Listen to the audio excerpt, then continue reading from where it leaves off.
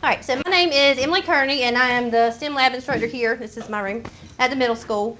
And I promise I'm not going to give you 101 things that you have to listen to, but I'm going to show you some really cool stuff. And I'm going to go ahead and tell you, I'm going to show you something, and you're going to want to play, I promise, because I know when I watch a presentation similar, I did too. I have time built in for you to be able to explore. And if you are on this presentation, everything is linked in. So you can go back to it and find it later. Okay? All right, so content objective. Participants will become familiar with some of Google's lesser known tools. And we're going to create a document using Canva. So I'll introduce to you what types of things you can do on Canva. And you'll get to explore and make you something that is beneficial in your classroom. And then your job is to explore the tools that can be used and then explore and create a document in Canva that can be taken back to the classroom. So I use Google all the time, but I did not realize all of the things that it has to offer. So I'm going to show you just a few of the things. I'm going to show you a place where you can go and see even more of the search tools that Google has to offer. And I'm telling you, you're going to want to play. Trust me. All right, so do I have any math teachers? Okay, so math teachers I know are going to love this. So this is a unit conversion tool. And all you have to do, so on each slide you're going to see it's going to say type. It's going to tell you exactly what to type in the Google search bar. There's a description of what it's going to do, and then some ways you can use it. There are plenty more ways you can use it. These are just a few examples. All right, so this one, all you have to do, you type in how many, for this one I said how many ounces are in a gallon. You can change this to be any customary or metric unit, and you can put any numbers in you want. So you could use it to help your students convert between measurements. You also could use it to start finding those patterns. So you could do your kind of your input-output type charts. And there's these other conversions that you can do as well.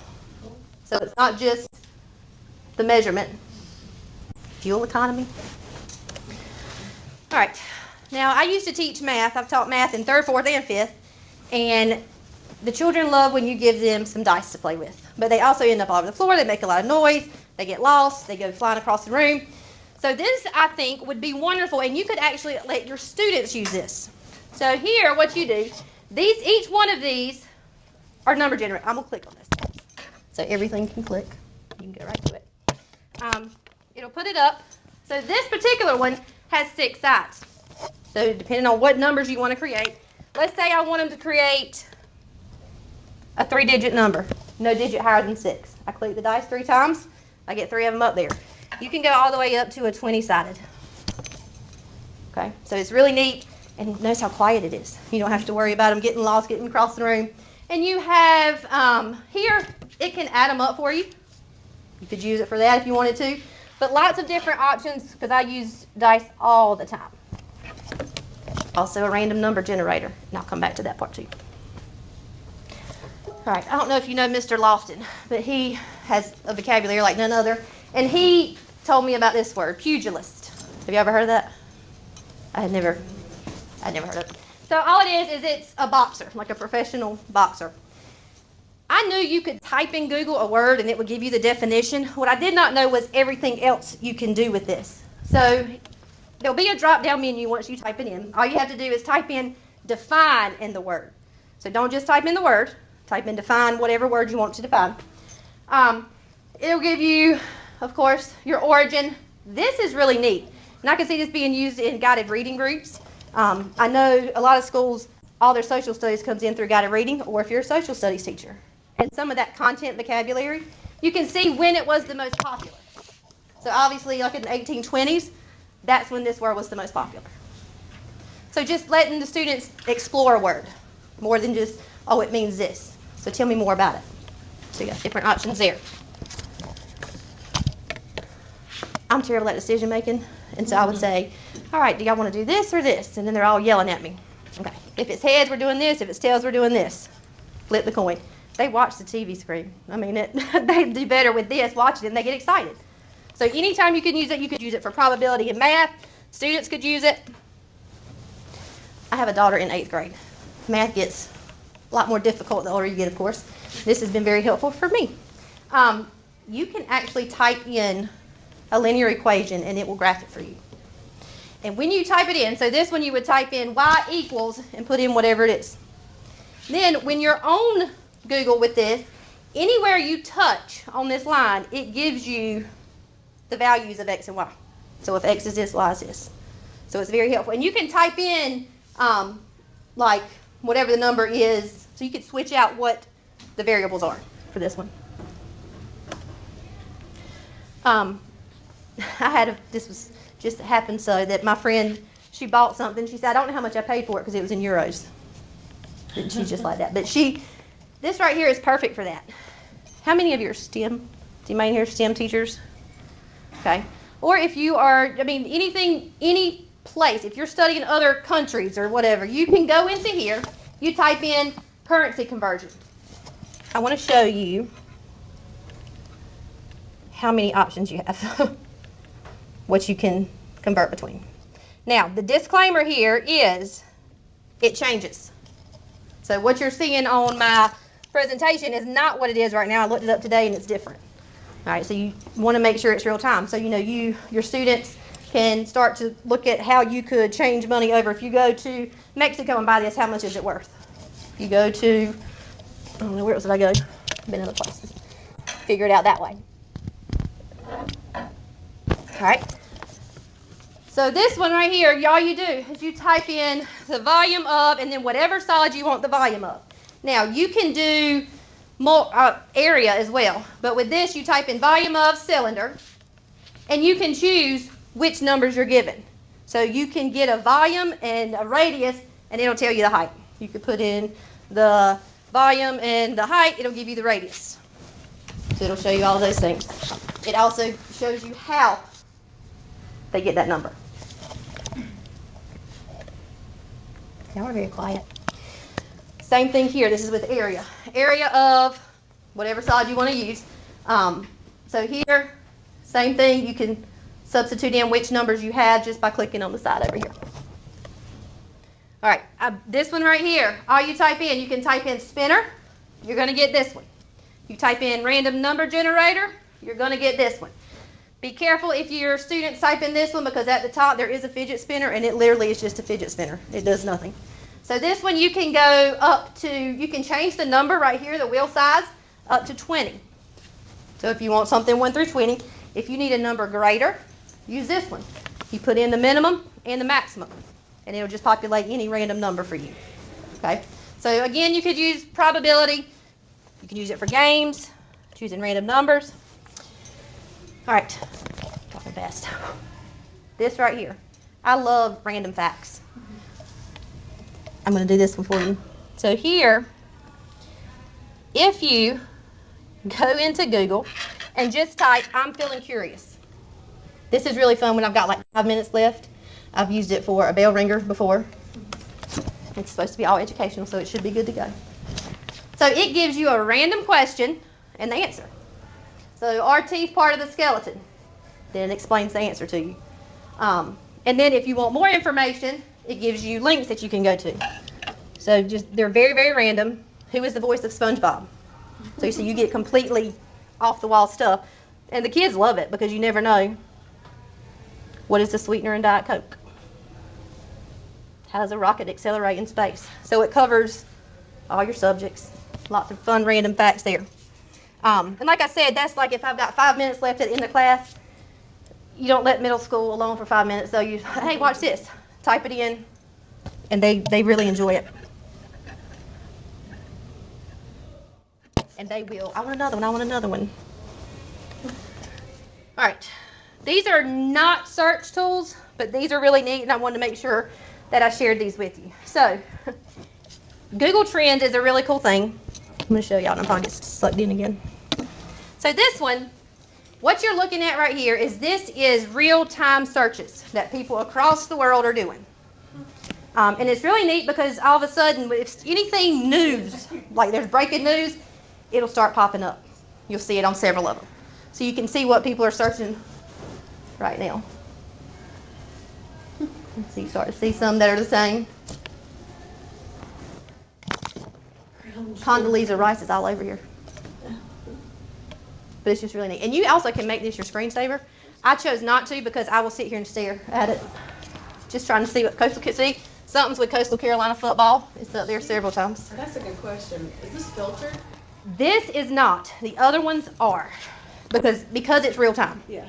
So if it's something in the news that you really don't want the kids talking about, I definitely wouldn't put it up there because you never know. And so you do have to be careful because you don't always know. But for you, it's real fun. I really enjoy just sitting there watching it. And I've watched it before and kept seeing things, and then I'll go into Google and search it because I want to know. I'm like, what's going on with this? Now, this one, if you are social studies, history, this would work with any. This one right here, it is, again, it's Google Trends. So it'll show you some information. It shows you what's recently trending here, how many searches there are for each of them. This is the neat part. So you can, right here showing 1 through 5 of 20, 6 through 10, so pick. 2011. I'm studying something that happened in 2011. What's the breaking news? A lot of them have a really cool video. So if I hit play, I'm not because I ain't got time, but if I hit play, it's going to go back and it shows me some of the most major news clips that came out in 2011. So it's really neat for the kids because they have no sense of time and how things have changed. You also can see what was trending in 2011 if you wanted something more specific. So you've got your cars, basketball, baseball, so your PE teachers and such, there's something you could look at. Dance moves, costumes. You see what I mean? You could get sucked into this. So all kinds of different things. And you could, like I said, you could choose any year. It doesn't go back forever and ever, but it'll give you a while. Let's see. It's like 2001 is foreign to them, to our students now. And I mean, I don't realize how long ago it was till I see those things. And like these things. You know, it starts to be like, oh, okay, I am older than I thought. So Google Trends is a really cool, fun thing that you can use for in your classroom. I know some of you are probably already familiar with these. So the VR and AR models, you do not have to have a headset to do this. Now I will tell you that it has to be on your phone. It doesn't work on the iPads or computers. But you know your kids got phones and you know they're going to want to be on them anyway. So, or I don't mind, I have put it on my phone and we've all looked at it. Because I'll put my phone on and you can project your phone through your television. So all you do is you just type in any of these. So if I type in red blood cell, it's going to say view in 3D. After you type it in, you're going to scroll down and you'll see the little icon. You hit it, and I have sat in here with a red blood cell on this table. That's what it looks like. And you can manipulate it, you can move it around, anything you want to do with it. So it's really neat to watch, and there's several things, several options that you can take and bring into your classroom. Like I said, it's on their phone, or your phone, because it does not work on an iPad. But sometimes it's worth it to let them take the phone out, because they will stay on topic when you're doing something like this, because they think it's really neat too. So I definitely would give that a check. Do I have any English reading in here? Kind of, sort of, maybe a little bit. All right, so this is neat. So students are not a fan of writing poetry as a rule. Sometimes they are. This, what you do, is you go into it, and you actually let your students write a poem with a famous poet. And what happens is, and this one is linked, you can choose any of these famous poets you want, as many of them as you want. So you choose one. Once you click next, pick your poetic form. Number of syllables. And then hit enter. Now it's going to give me these are things that Emily Dickinson would have said. So it has their voice and their poetic type in there. So you can pick one, put it in. If they don't like any of those, hit refresh. It'll give you some more. So they can click. And then the more you do, so like you could have your students write a line, it could write a line. Students write a line, another another poet writes a line. And then once they're all done, you hit finish, complete poem, and then they can download it as an image and send it to you that way.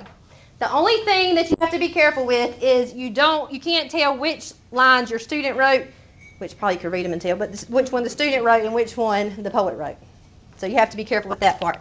But you could tell them exactly which ones to choose. They could go in and write that poem. And they have a more tendency to want to do better because that's not just your regular sit down and write a poem. Is that on the right one? All right, so we're all SEL because we're all Greene County. This is a Google Chrome extension. So on your Google search bar at the top, there's that little puzzle piece. If you click that puzzle piece, it'll add extensions. This one, the Mindful Break, what it does is it can give you quotes, like positive quotes that you can share with your students. It also, if you have an Apple Watch, you know it does that breathe, where you breathe in and then you breathe out for 1 minute. It'll do that. So if you can tell your students are getting restless, they need a second, you could pop that up there. All right, everybody, let's breathe for a minute. And it shows them, breathe in, now we're going to breathe out. So just that little bit of calm down, relax, let's get it back together, and then move on. So that's really, and there's more things up there that you could explore that you may like to use in your classroom. So, promise you I'd give you time. I'm going to set this timer for 10 minutes. It will explode loud when it's done, just beware. And I'm going to let you go into this presentation, click on the ones, play around. I am going to be floating around. If you have any questions, feel free to ask me. Again, my name's Emily. And y'all can talk. Y'all are so quiet.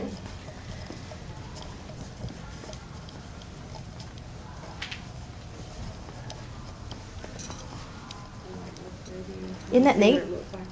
And it's got prokaryotic and eukaryotic cells. Do you see that? Yeah. So you can actually let them see the difference in those.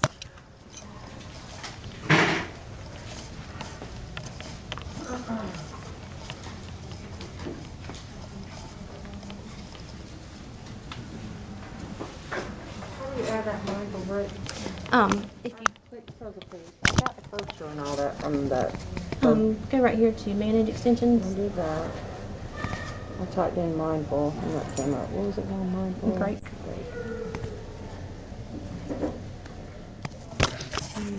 Let me see.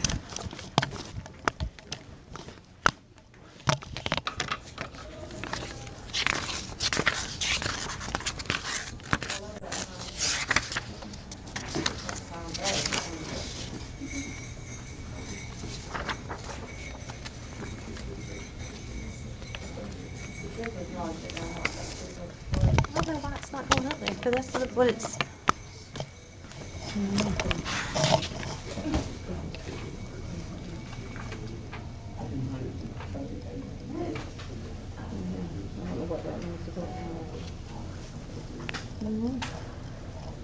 Try that. Yes.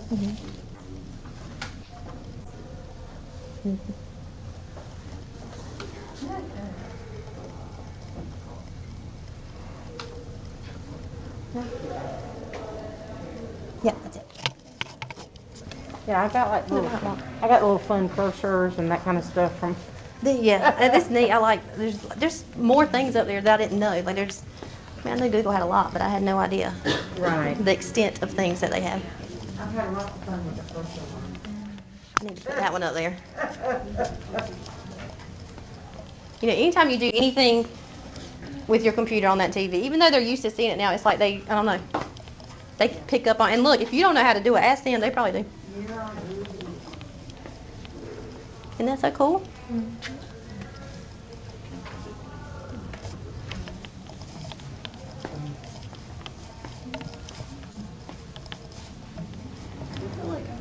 The right thing in for the AR and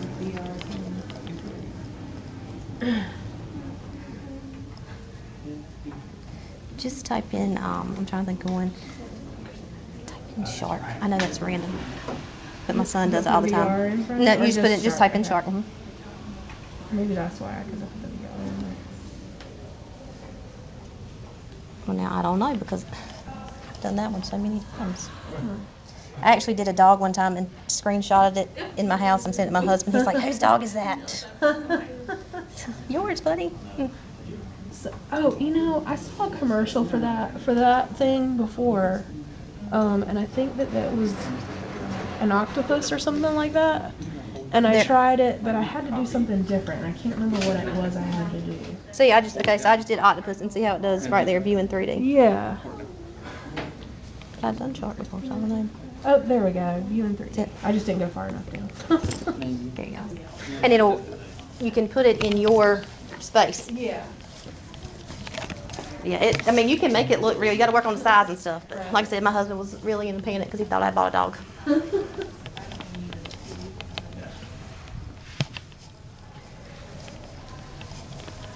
And now on the 3D, there's way more than what's up there. Those are just a few of the ones. Yeah, and then that one is that was so just Google these. Yeah, you just Google the word, whatever it is that you want to see. On my phone, right? Right.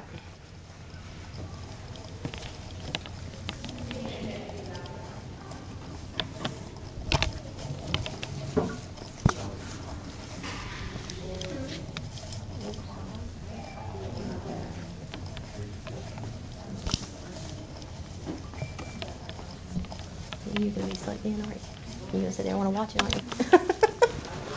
It's interesting. It really is to see what everybody's looking for.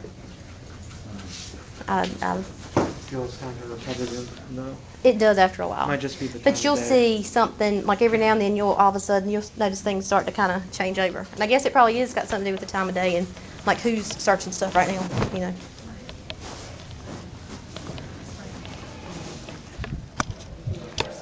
No, I'm trying to do this one.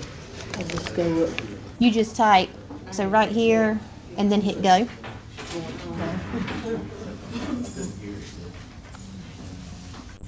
All right, so you should be able to scroll. Well, Oh, okay. Stand. and then see down there it said 3D model. Oh, okay. Or now, if you want to put it in your space, that view in 3D, that can put it in front of you on your phone. So it looks like you're still in the room, but there's something in front of you. So you'll have to kind of scan. It'll tell you how to scan it around. So you have to kind of move your phone. And everybody's on our internet right now, so I don't know. It'll take a minute. It will. On which? Yes, the 3D. And then what do we do? Just type in, erase that first part and just put circulatory system. No, erase that part too. So you just type in whatever you want to see. Oh, all of it. Yeah. And then scroll. Keep scrolling. Right there. View in 3D. And now it's going to take you, it'll kind of tell you how to move your phone to get it to go in there.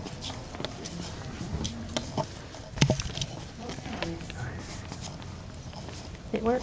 Mm-hmm. Scroll. There we go.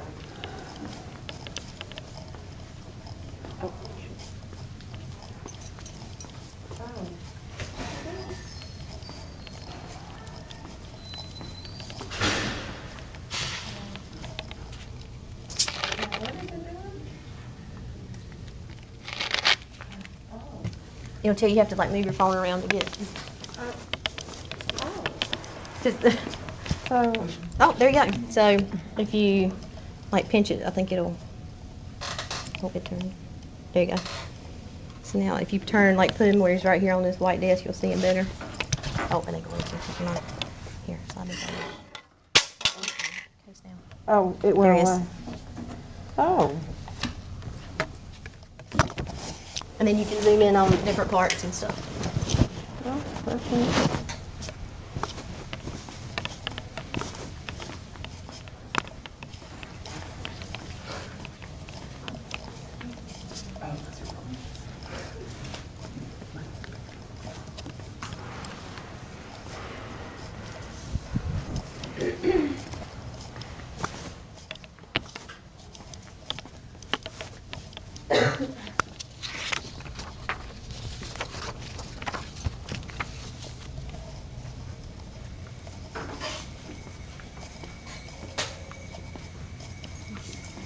Oh, here's Santa.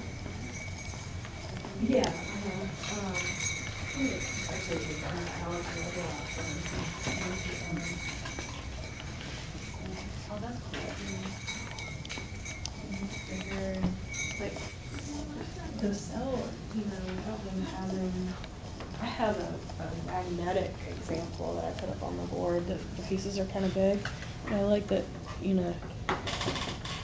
if I'm willing to let them work on their phones. Yeah. Yeah.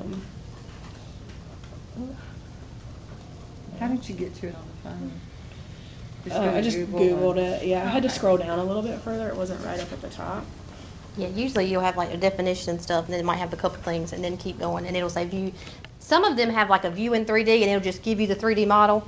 But then if there's like a little, looks like a cube almost, and it'll say view in 3D. Oh, That's okay. the one that puts into where your space Yeah. Okay. that you can look at. So there's two different ways. Not all of them have both, but Okay, now I did ears. okay. Oh, because I laid it down.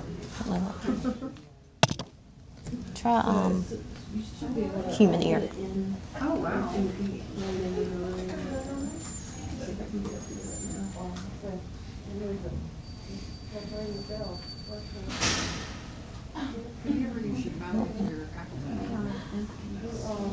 No, You may have to go. Oh, Sometimes you just play around, click on the different. It's like human ear parts or part. Oh, there we go. I'm gonna turn my phone. Nope. Sounds like thunder. And some of them you have to, you got to keep playing around with the exact word of how to do it. Like you can Okay. get one, but it may be like the outer ear, the inner ear, or Okay. things like that.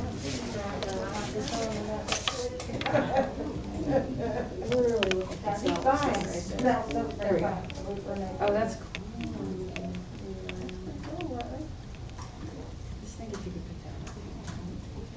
I might have to play around with my phone a little bit. There may be a way that I can put it up there. Yeah, that's cool. All right, so I'm going to ask you to stop playing for a minute. That you have access to this. You will continue to have access to this. I am going to show you, this information came from, I went to NC Ties this past year, and it was a presentation from Eric Kurtz. If you ever have the opportunity to listen to him, I definitely would jump on it because he is amazing. He is like a Google extraordinaire. But this is where I got most of this information, and there's way more. So I want to make sure you had access to be able to find these other things. And he's really cool. Like you can email it. He'll email you back. And now I'm going to switch gears completely to Canva. Mr. Lofton had asked me to explore Canva in my class some, and I fell in love with it. And I use it for so many different things. I didn't realize how many amazing things there are that you can make on Canva. So just a few of the things that you can do. There's things for social media. You've got personal business marketing. This is a really important part for us, the education. You can make worksheets. I would have some of the greatest worksheets I had had from when I started teaching, but the standards change, things change, and there's stuff on it that I don't need anymore. And I may not be able to find a sheet that is similar. Up here you can make it. So you can make exactly, and it's super easy. It doesn't take that much time, and I get exactly what I want. You can make class schedules, lesson plans, and it even has some other features that you can do. So I have used it for birthday invitations, like personally for my children. These are some of the different things, the templates that I use. So infographics, I love infographics, and I have my children do them all the time. You can even have Zoom background. So if you're still doing anything virtual, you can change your Zoom background. You can make one up there. Lesson planner template. For your guided reading lesson plans that are separate from your others. Again, create worksheets. They make exactly what you want. Mind maps, newsletters, if you do newsletters for your classroom. So these are some that my students have actually created before in class. This one, they had to build a tower or something in Greene County that was beneficial. They chose McDonald's, but they justified it, so it's fine. They built it, had to hold 2 golf balls and things like that. And so I had them create the infographic. And in there, it tells, I don't know if you can see it, but it explains why they chose McDonald's, why they think that's an important part of Greene County. This is something I would do with my students at the beginning of the year. It's kind of like Google Slides, in that I create one, and then I share it out with my students. And then they go in, they can add the same page, but they put their information on it. So I give them that example, and then at the end, you have a whole entire presentation, and it's all the students in the class, so they're able to learn things about one another, and they can add pictures and such. And then here I had them do a top 10 inventions and innovations list. The top 10 things that they think are important in this world right now. And it was really, they were all over the place. It was funny to see some of the things that they think you have to have. So, if you have an account, great. If you do not have an account, what you're going to want to do is make sure that you have an educator account. If you have one and you're not sure if it's an educator, you need to go in and double check, because you get so many more free options. There's so many more things you can do as long as you have that educator account. So these directions are in your presentation that you have, so you can follow through with these. A lot of times, once you when you put in your email address, it'll know you're a teacher and it'll give you that account. Give you just a minute starting on that, and then I'm going to go in. How many of you have Canva already? Oh, okay, cool deal. All right, good, fine. All right, so again, I will give you time. I'll let you have the last few minutes of this session to go in and play. I want to show you, if you're not familiar, some of the things. So you can create folders for your student work, because what was happening was all these students were completing things. They were coming in, and I had all these random, I've got 6 different classes and had no idea sometimes which was which. And so I created, they're the ones that I really need to organize. So I've got STEM 3A. Anything that class does, I move into that folder. So when I get ready to grade, click that folder, got all their stuff right there. You want a template? Super, super easy. So right across the top, find your template here, and click any of these. I usually start, and I teach my students to start with create a design. Once they click create a design, you have all your different options. I know I'm in my educator account because of this. Now, if you have an account, because you have groups, so if you may be in somebody else's groups, always make sure you're in your account. And when your students are working in Canva, if it's something that they're going to share with you, they need to click here and make sure on theirs it'll say, like on my students it says Emily Kearney's class. Make sure that's the one they're working in, or you won't see it. So it's got to be in your class that they're working. But create design, like I said, I just love infographics. So you can, when you click on that, here's how it works. You click, it gives you all the templates you could ever want. You can find one you like. So you scroll down, find the one. It's like the one that you just saw that one of my students created. It was this one. So what she did, you click on the one that you like, and then you can go in. Once you click on the text, you can take that text out, put anything you want in. Students can share with other students. So you could have 2 students working on one thing at the time.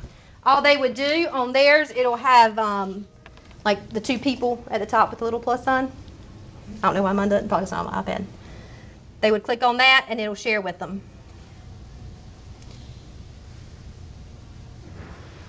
You have, one of the neatest things that they have, you can put in where it's uploads. I don't know if I got any. So let's say I wanted to put this picture up there. Sorry, it's going to look rough here. And I'm going to click on that picture where it says edit image. I can remove the background. So, they take the picture up against that, and I don't like that ugly thing. Just take the background out, and it's just there. It's another one of their towers. It ain't going to show me, sorry. I'm going to do this on my iPad next time. I really wanted to. Did y'all see how it worked? Where it took it out. Text. You can add any text that you want. You can choose, and again, these, you can change the text that's in there. So you don't want welcome little one, just double click it, type whatever you want, if that's the text that you like. You can do heading, subheading, and then body text. A lot of times I'll tell my students to pay attention, don't make what you're explaining. What you're explaining, don't make it this. That's not how that works, so it gives them that opportunity to understand how you create something.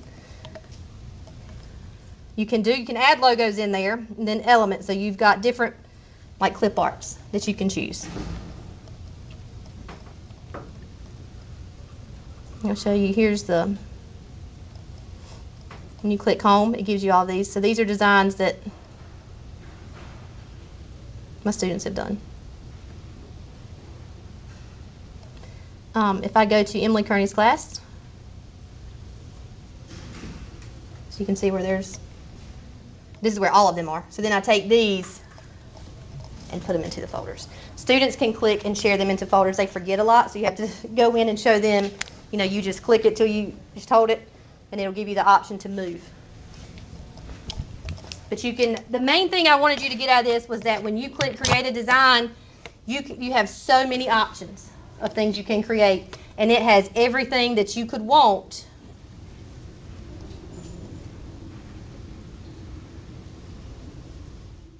You can put in, take out, add the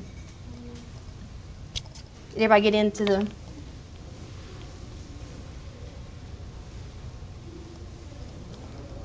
there are pre-made worksheets as well.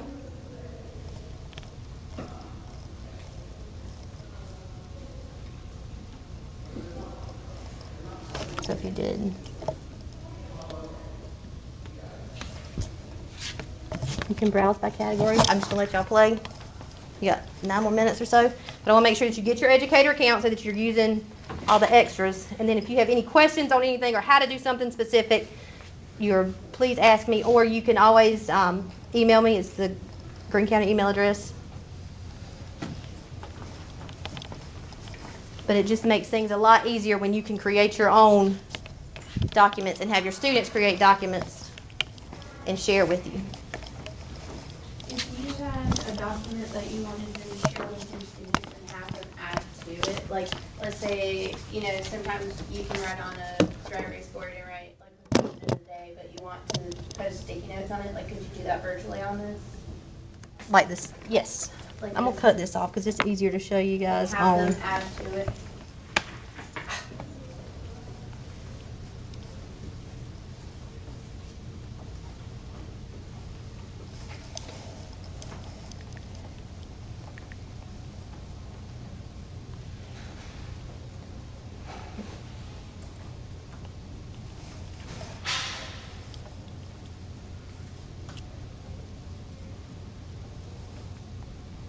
All right, so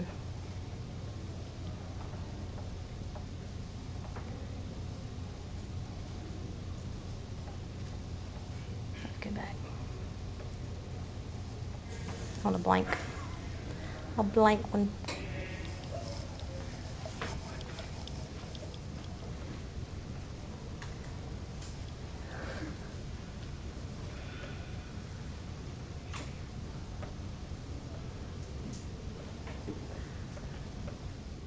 All right, so this is how with this one, I shared this with my students. You can see some of them started in on it. What they do is you go in and they just click the plus, and so it's on their screen because I've shared it with them. When they click the plus, it'll add a new one each time. Okay. Now, the only thing is they can go in and mess with others. Mm-hmm. So that's kind of, you got to trust your class when you do this, use that. But use it beginning of the year. We don't have that kind of problem. So I do that early on. But you can. Thought I'd be able to show you.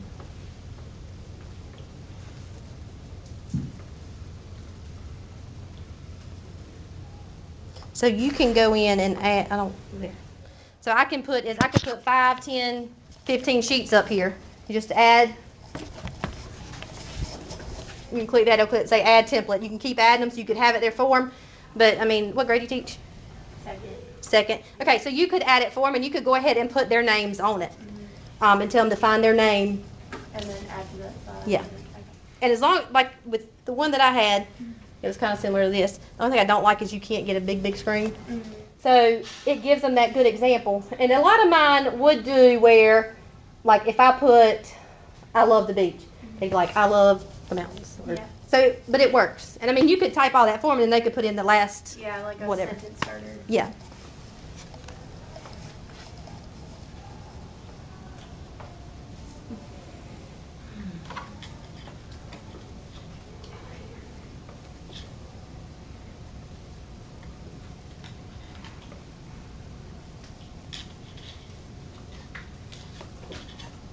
So like I could share this page and then share it with them and they could add on to it. Yeah, cool. And do y'all set classes in yours? Have you done that? No, but I just got onto the Awesome. Okay, so on this,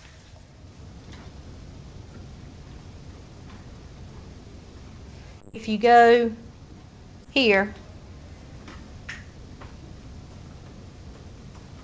trying to remember.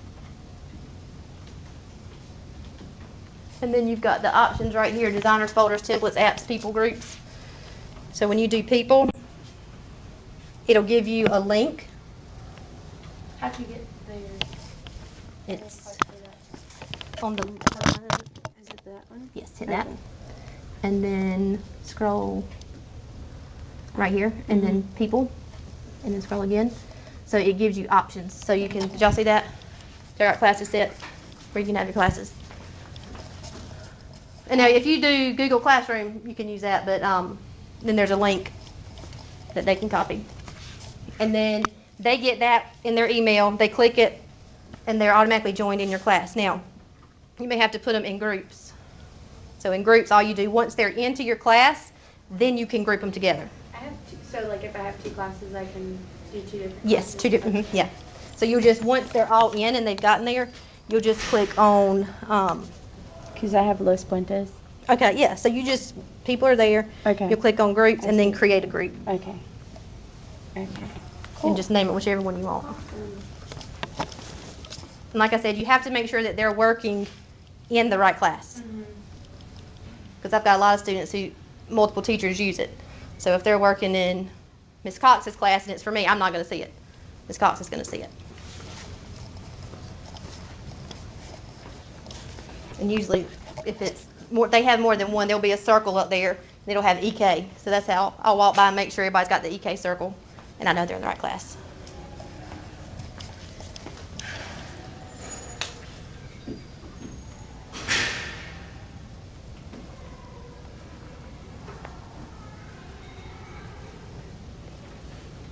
Is there anything I can help anybody with? I've got, what, 3 more minutes, I think? Yes. So you're welcome to stay and play. If you have any questions, like I said, feel free to email me with the school email address. You can stay back for these 3 minutes, or if you want to go ahead and take a break before your next session, that's fine as well. And thank y'all for coming.